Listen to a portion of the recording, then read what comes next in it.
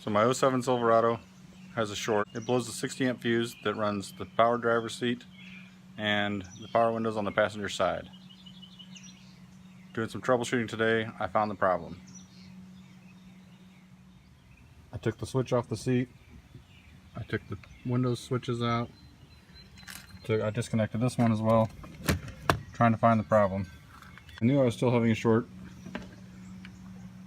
I clipped one wire to ground. This is where the fuse goes, and it's grounded out.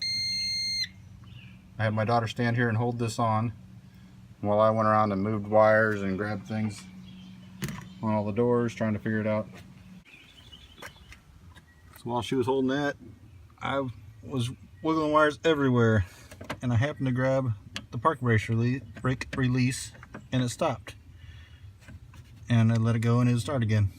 Let me turn the light on. I pull the parking brake release. It pulls that metal piece there, which is rubbing against that wire, that bundle of wires. So it had worn through the electrical tape and the insulation on the wires, I guess, and was making contact.